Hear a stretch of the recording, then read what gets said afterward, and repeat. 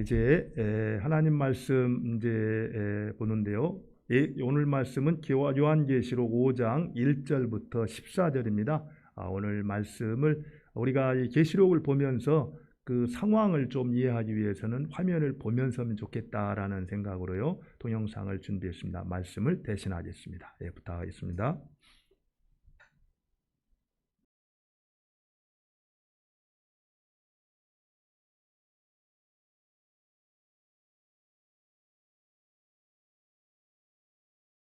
마리가 있으니 안팎으로 썩고 7인으로 봉하였더라. 또 봄에 힘있는 천사가 큰 음성으로 외치기를, 누가 그 두루마리를 펴며 그 이늘대기에 합당하냐? 하늘 위에나 땅 위에나 땅 아래에 능히 그 두루마리를 펴거나 보거나 할 자가 없더라. 그 두루마리를 펴거나 보거나 하기에 합당한 자가 보이지 아니하기로 내가 크게 울었더니 장로 중에 한 사람이 내게 말하되, 울지 말라. 유대 지파의 사자 다윗의 뿌리가 이겼으니 그 두루마리와 그 7인을 떼시리라.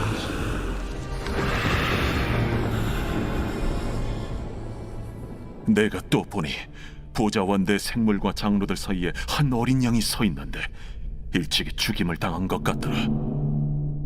그에게 7 뿔과 7 눈이 있으니 이 눈들은 온 땅에 보내심을 받은 하나님의 7 영이더라.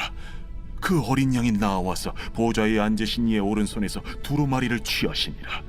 그 두루마리를 취하심에 내 생물과 24 장로들이 그 어린 양 앞에 엎드려 각각 검은 고와 향이 가득한 금 대접을 가졌으니 이 향은 성도의 기도다니라. 그들이 새 노래를 불러 이르되, 두루마리를 가지시고 그 인봉을 떼기에 합당하시도다.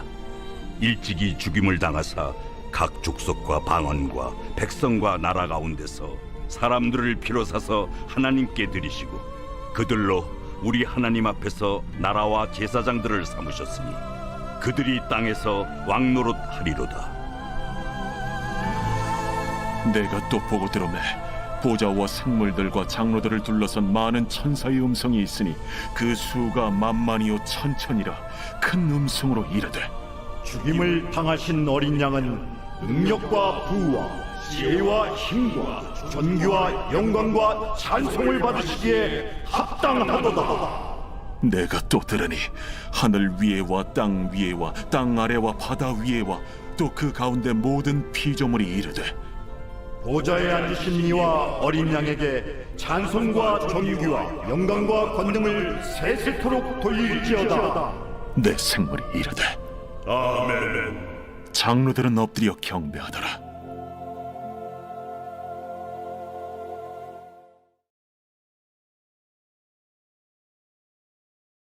어떤 문제를 만날 때 어려움을 겪게 되는 것은 비단 그 문제 자체 때문이 아니라 그 문제를 바라보는 우리의 태도에 이렇게 있다라는 것을 우리는 종종 발견하게 됩니다. 모든 것이 불확실하고 끊임없이 이렇게 변화하는 그런 세상을 살아가다 보니까 미처 준비하지 못한 채 맞이하게 되는 그 미래에 대한 어떤 이 불안 때문에 많은 사람들이 이런 어려움을 겪고 있는 것을 우리가 발견하게 됩니다. 그리고 많은 경우 그런 어려움들, 그런 불안감은 무지에서 이렇게 찾아온다라는 것을 알 수가 있습니다. 잘 모르기 때문에 막연한 어떤 그 불안감으로 인해서 우리가 힘들어하고 있는 것들을 보게 되는데요. 우리에게 무슨 일이 일어날는지 또 그리고 미래에 일어날 일들을 우리가 이 땅에서 잘 준비할 수만 있다고 한다면은 그런 무지에서 오는 막연한 불안감으로부터 우리가 해방되어서 자유한 그런 삶을 살 수 있지 않을까 생각을 합니다. 사실 요한계시록은 장차 일어날 일들에 대한 이야기입니다. 그래서 우리가 요한계시록을 통해서 앞으로 우리가 보통 불확실하다 이렇게 말하고 있는데, 그러나 분명히 하나님께서 보여주시는 그 사실들을 보고 현재 이곳에서 우리의 삶을 준비할 수만 있다라고 한다면은 막연한 어떤 무지에서 오는 그런 불안감으로부터 우리가 해방되어서 넉넉함으로 승리하는 그런 삶을 살아갈 수 있으리라고 생각을 합니다. 우리 모두에게 요한계시록을 공부할 때 그런 은혜가 있기를 바랍니다. 예, 지난 시간 우리 4장에서 요한은 이제 성령의 충만함을 받고 들려 올라가셔가지고 뭘 보았습니까? 하늘 보좌와 보좌에 앉으신 그 하나님을 이제 보았죠. 근데 오늘 5장에서는 이제 요한이 누구를 보냐면은 바로 보좌 앞에 서 계신 죽임당한 어린 양을 보게 됩니다. 사실 죽임을 당하신 어린 양, 이것은 요한계시록의 핵심 주제입니다. 그리고 이제 앞으로 6장부터 진행되는 7봉인의 어떤 심판, 그 다음에 7나팔의 심판, 그 다음에 7대접의 심판이 쭉 이제 이어지는데, 그런 7재앙의 어떤 근거가 되기도 하는 그런 분이세요. 사실 요한복음이 복음을 가장 잘 보여주고 있다라고 말할 때 바로 예수 그리스도, 죽임을 당하신 어린 양이 항상 그 중심에 있기 때문이다, 이렇게 볼 수가 있습니다. 그런 의미에서 우리가 요한계시록을 잘 살펴보다 보면은 십자가 복음을 다시 새롭게 경험할 수 있는 그런 은혜를 우리가 누리게 된다라는 거예요. 그럼 우리 한번 요한과 함께 다시 천상으로 한번 들어가 볼까요? 우리 1절을 같이 한번 읽도록 하겠습니다. 우리 1절을 같이 한번 읽겠습니다. 시작. 내가 보매 보좌에 앉으신 이의 오른손에 두루마리가 있으니 안팎으로 썼고 7인으로 봉하였더라.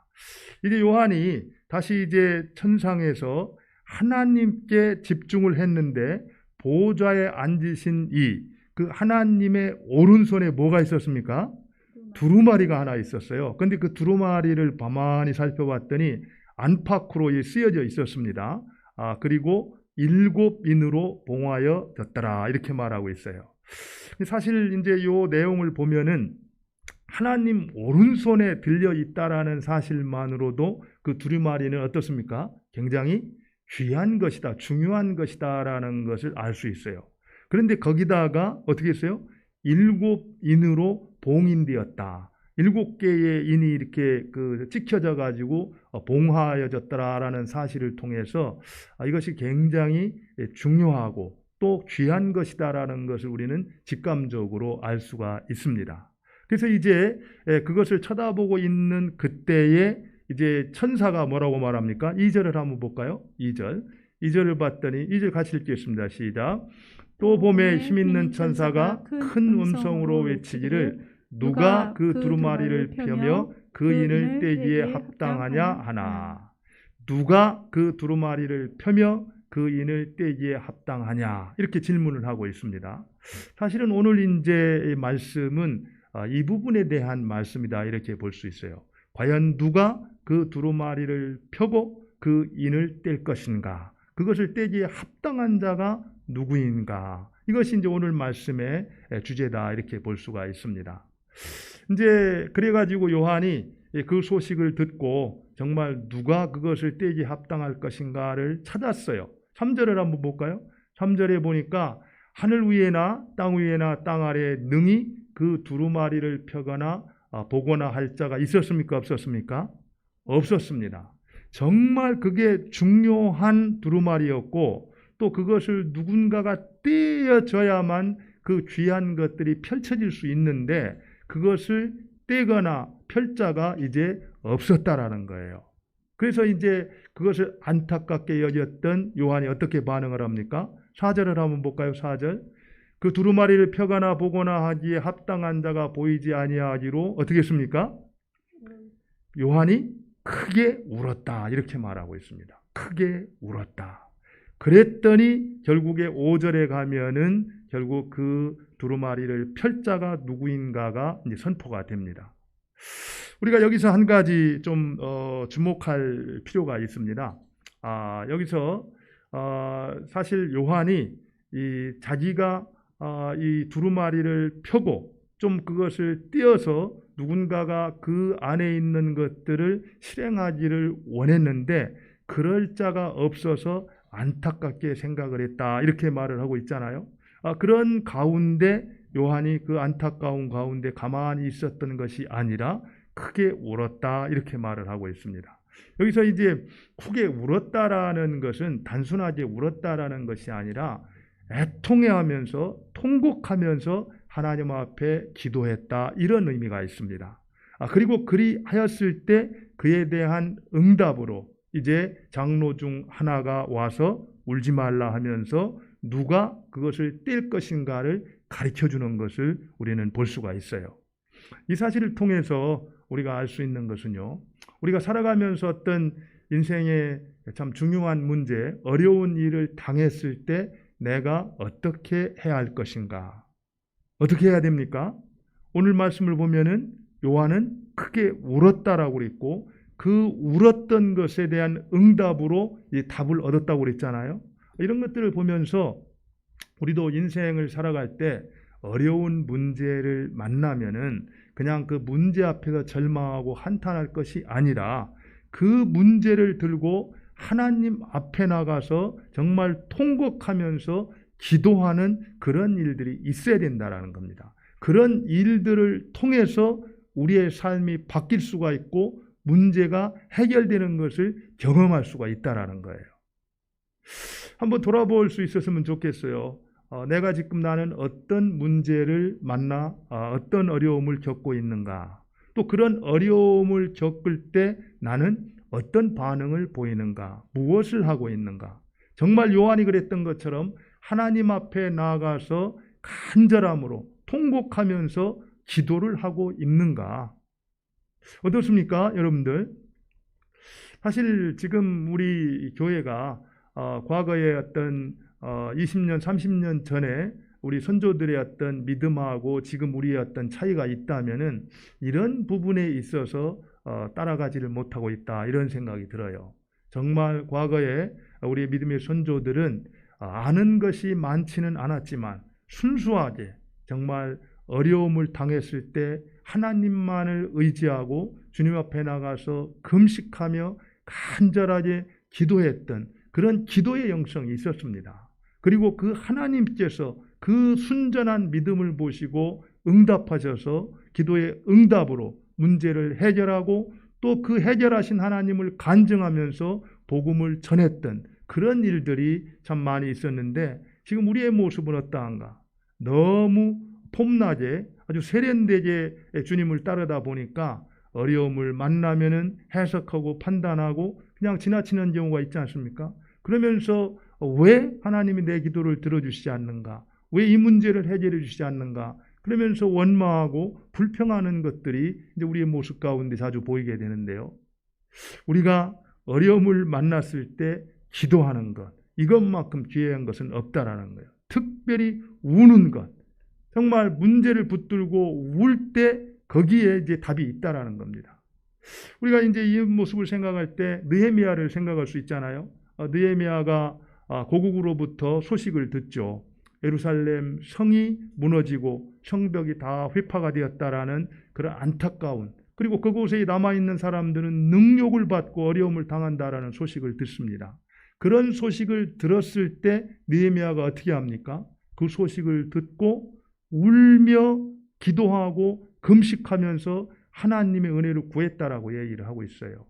그리할 때 어땠습니까? 요한이 성벽 재건에 대한 비전을 보게 되잖아요.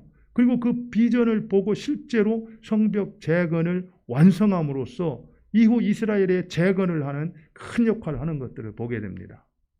또 우리가 잘 알고 있는 다윗도, 우리는 다윗을 생각하면 어떤 생각을 합니까? 하나님 마음에 합한 자였다. 그리고 정말 시편을 볼 때마다 정말 다윗을 닮고 싶다, 이런 생각을 하는데요. 우리가 알아야 될 것은 그런 하나님 마음에 합한 자로 살아가기 위해서 다윗이 남몰래 흘렸던 그 눈물을 우리는 잘 모른다라는 겁니다. 우리가요, 시편 56편에 보면은 그런 이제 내용을 56편 8절에 이렇게 되어 있습니다. 나의 유리함을 주께서 계시하셨사오니 나의 눈물을 주의 병에 담으소서. 이것이 주의 책에 기록되지 아니하였나이까. 여기서 보면 뭐라고 말하고 있습니까? 나의 눈물을 주의 병에 담으소서. 정말 수많은 자기를 공격해오는 적들 때문에 극심한 고난과 환난을 당하면서 밤마다 눈물로 침상을 띄우고 눈물로 어떻게 습니까? 요를 적셨다고 그랬잖아요. 그런 수많은 눈물, 바로 그 눈물을 하나님께서 기억을 하셨다라는 겁니다. 그리고 그 다윗을 바로 어떻게 했습니까? 슬픔이 바로 변하여서 뭐가 됐어요? 슬픔이 변해서 어떻게 했습니까? 춤이 되게 했다고 했습니다. 그리고 이제 그 베옷을 벗기고서 기쁨의 옷을 입혀주셨다, 이렇게 말을 하고 있죠. 그런 의미에서 우리가 문제를 당했을 때 문제 앞에서 절망하거나 또 한탄하지 아니하고 그 문제를 들고 어떻게 하라는 거예요? 하나님 앞에 나아가서 그 하나님께 아뢰라는 겁니다. 그리할 때 하나님께서 이제 그 기도에 대한 응답으로 우리의 문제를 해결해 주시고 우리를 새롭게 해주시는 그런 은혜를 경험할 수가 있다는 거죠. 그럼 여기서 한 가지 또 우리가 이런 질문을 해볼 수 있어요.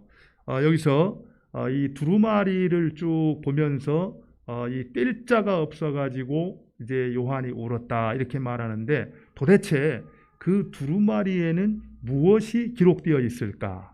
그리고 그 두루마리를 인을 뗀다라는 것이 무엇을 의미하는가? 왜 그 두루마리를 보지 못해서 요한은 울었고 떼는 자가 없어서 울었을까? 여러분들, 여기 두루마리에 뭐가 기록되어 있습니까? 사실 성경에는 그 두루마리에 뭐가 기록되었다라는 내용은 없어요. 분명히 아주 중요하고 귀한 어떤 것들이, 비밀이 이제 기록되었다라는 걸 알 수 있지만 성경에는 이제 이 정확한 기록은 없거든요. 그런데 우리가 지난 시간에도 말씀드렸듯이 이 요한계시록은 구약 성경과 밀접하게 연결되어 있습니다. 특별히 구약의 예언서들과 연결되어 있는데, 특별히 이제 이 두루마리와 관련해서는 에스겔서가 아주 밀접하게 연결되어 있어요. 에스겔서 2장 9절과 10절을 보면은 아마 그 내용이 무언가에 대해 우리가 힌트를 찾을 수가 있을 것 같아요. 우리 2장 9절과 10절을 한번 볼까요? 한번 같이 읽겠습니다. 내가 보니 보라, 한 손이 나를 향하고 펴지며 보라, 그 안에 두루마리 책이 있더라. 그가 그것을 내 앞에 펴시니 그 안팎에 글이 있는데 그 위에 애가와 애곡과 재앙의 말이 기록되었더라. 그 두루마리 안에 안팎에 글이 있는데 그 위에 뭐가 기록되어 있다고 말하고 있습니까? 애가와 애곡과 재앙의 말이 들어있었더라. 여기서 애가와 애곡과 재앙의 말이라는 것은 심판을 표현하는 전형적인 표현입니다. 그러니까 아마 이 말씀의 근거에서 볼 때 지금 이 요한이 보았던 그 두루마리 안에는 어떤 이 미래에 이루어질, 종말에 이루어질 심판에 대한 하나님의 계획이 기록되었을 것이다, 이렇게 이제 예단할 수가 있습니다. 그 다음에 또 이 요한계시록 6장 10절도 한번 볼까요? 그 다음 구절을 한번 보죠. 예, 한번 같이 읽겠습니다. 시작. 큰 소리로 불러 이르되 거룩하고 참되신 대주제여, 땅에 거하는 자들을 심판하여 우리 피를 갚아주지 아니하시기를 어느 때까지 하시나이까. 여기서 이제 순교자들이 이제 하나님 앞에 신원을 하는 겁니다. 이제 탄원을 하는 거예요. 그 땅에 있는 자들을 심판해 가지고 우리 피를 갚아주지 아니하기를 어느 때까지 하시겠나이까. 이 질문을 하는 것을 보면서 지금 핍박과 환난 가운데 있었던, 요한과 함께 어려움을 겪고 있었던 그 하나님의 백성들의 원하는 것이 뭐라는 거예요? 심판에 대해서, 악에 대해서 이제 그 심판을 해달라는 겁니다. 그런데 우리가 알아야 될 것은요, 여기서 지금 예수겔과 요한계시록의 내용을 이렇게 참고할 때 아마 그 두루마리 안에는 심판에 대한 그 하나님의 계획, 그것이 이제 기록되었을 것이다 얘기를 하는데, 이 심판이라는 것이 갖는 양면성이 있습니다. 악한 세력에 대한 심판, 악에 대한 심판이 뭘 말하고 있어요?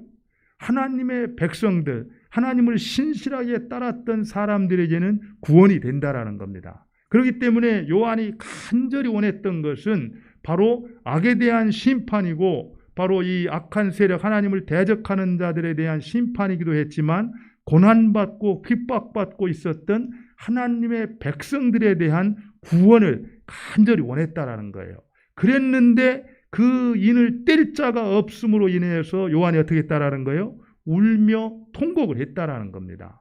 그런데 이제 심판에 그 두루마리가 이제 그 장로 중 한 사람이 뭐라고 말해요? 뗄 자가 있다 이렇게 얘기를 해요.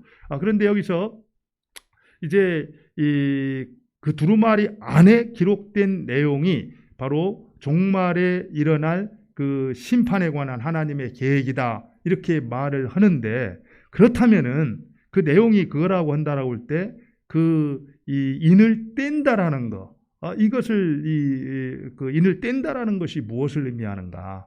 이거 굉장히 중요하거든요. 왜냐하면은 그 인을 뗄 자가 없어서 이제 모두가 다 한탄을 했고, 그 인을 뗄 자를 찾아보니까 어디에도 그 인을 뗄 자를 발견하지 못했다 이렇게 말을 하고 있어요. 그렇기 때문에 누군가 꼭 자격 있는 사람만이 그 인을 뗄 수가 있다라는 겁니다. 그렇다면은 그 인을 뗀다라는 것이 무엇을 의미하는가?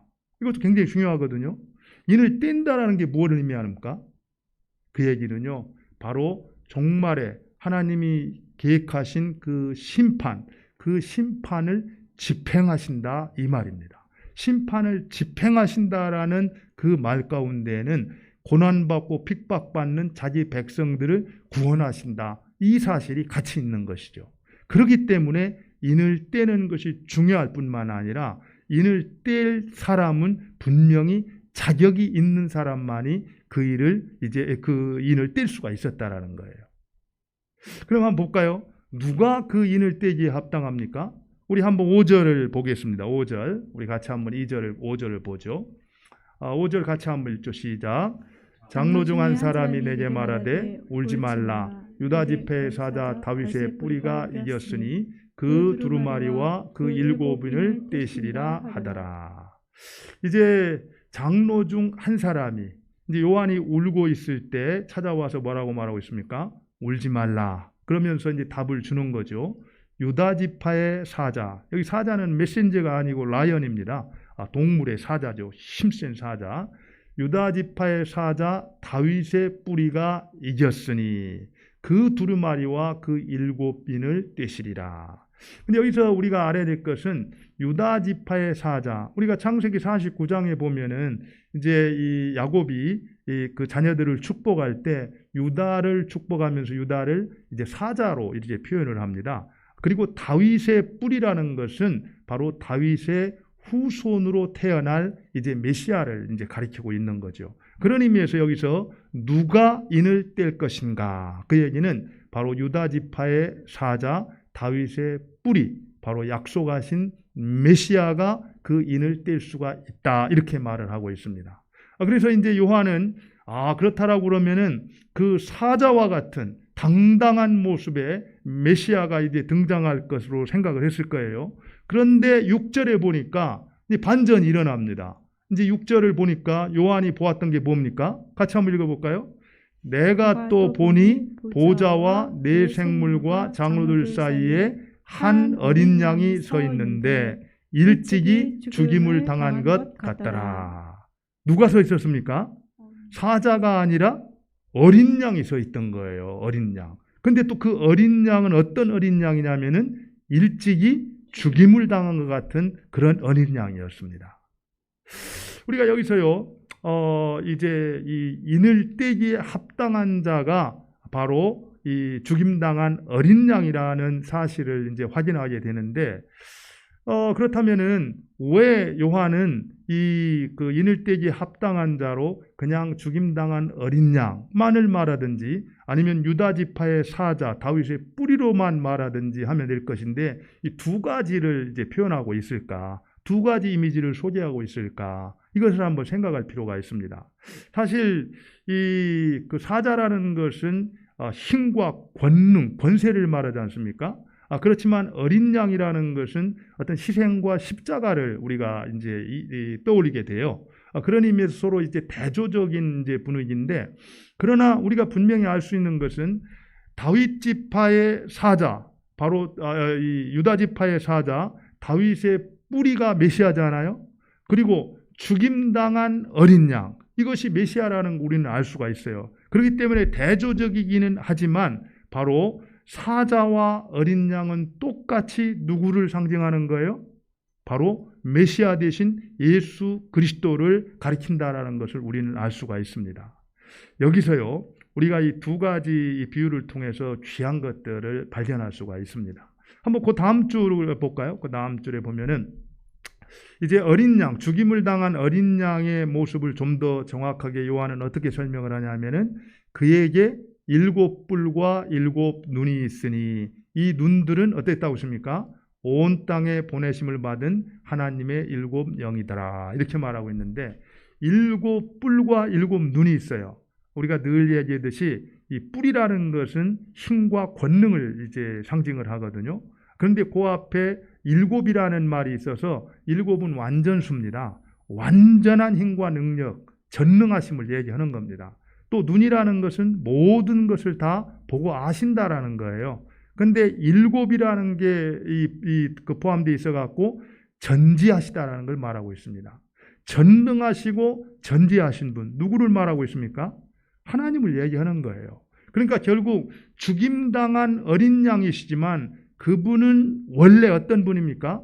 전능하시고 전지하시다라는 거예요. 그렇다면은 왜 그분이 바로 전능하시면서 전지하신 분임에도 불구하고 죽임을 당하셔야만 했는가? 결국에 마지막 때 심판과 구원의 주가 되시기 위해서는 바로 어린 양과 같이 죽임을 당하지 않고서는 그 일을 감당할 수가 없었기 때문에 바로 죽임 당하신 그 어린 양, 그분만이 바로 이 7인을 떼실 수 있는 유일한 분이 되셨다. 이렇게 말을 하고 있는 겁니다. 사실 이런 모습을 통해서 이건 굉장히 하나님 나라에 대한 본질적인 것을 가르쳐주고 있거든요. 우리가 하나님 나라를 섬기면서 하나님 나라가 무언가? 하나님 나라는 절대 힘과 폭력에 의해서 세워지지 않는다라는 겁니다. 바로 오늘 말씀하고 있는 것처럼 죽임당한 어린 양과 같이 약함과 희생과 섬김을 통해서 하나님의 나라가 세워진다라는 거예요. 우리 가정에서도 마찬가지입니다. 우리의 가정에서도 정말 무너졌던 부분이 회복되기 위해서는요, 끝까지 자기를 주장하고 다투어가지고 이 문제가 해결되지 않는다라는 거예요. 겸손히 자기를 내려놓고 섬기고 바로 상대를 존중하고 바로 이해하는 그런 가운데에서 하나님의 나라가 가정에 세워질 수 있어요.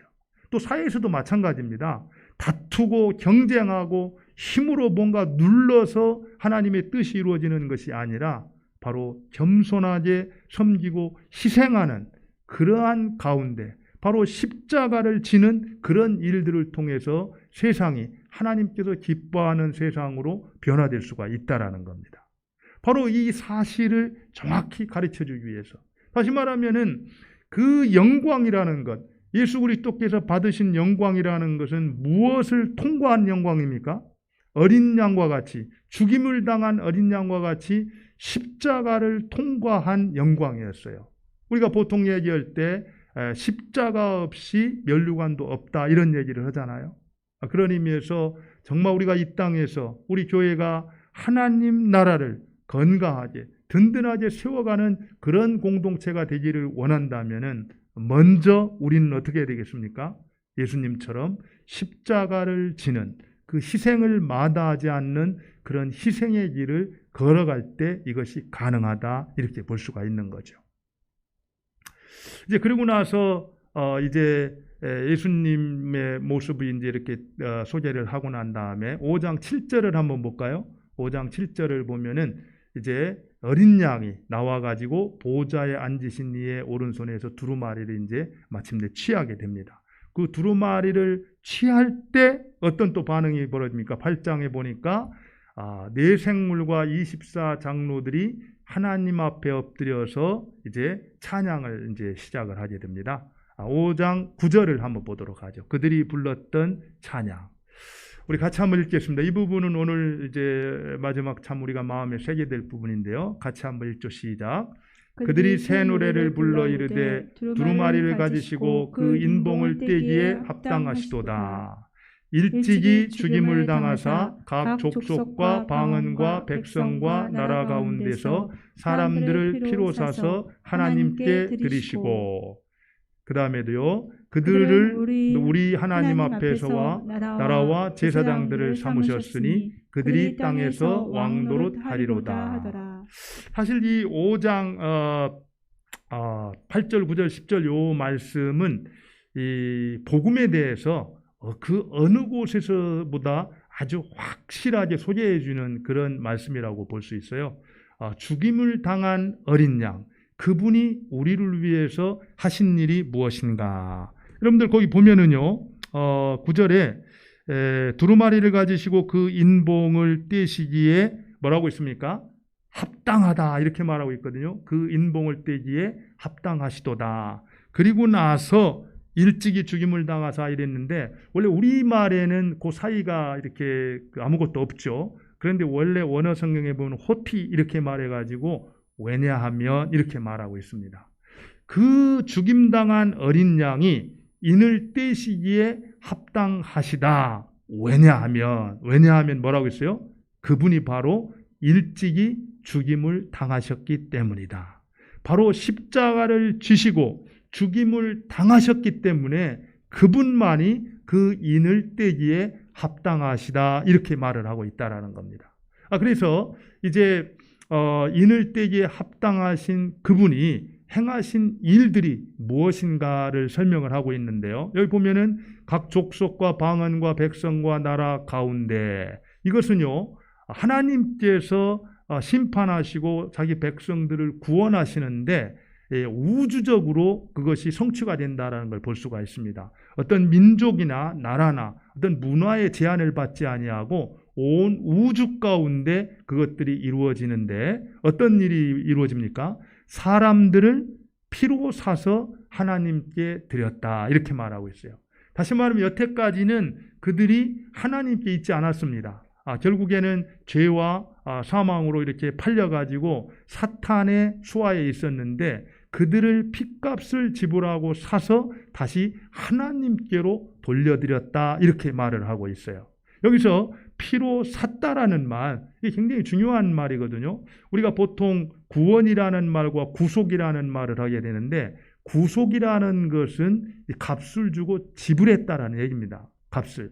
마치 이제 노예 시장에서 노예가 해방되기 위해서는 누군가가 그 노예에 해당되는 값을 지불해야지만이 노예의 신분에서 그가 자유롭게 되는 거 아닙니까? 마찬가지로 우리가 무엇인가에게 노예로 지금 살고 있었는데 그것을 해방시키기 위해서 예수님께서 자기 피로 값을 지불하셨다. 이거를 피로 샀다 이런 표현을 하고 있는 거예요. 그래서 결국에 우리를 어떻게 했습니까? 사람들을 하나님께 돌려드렸다.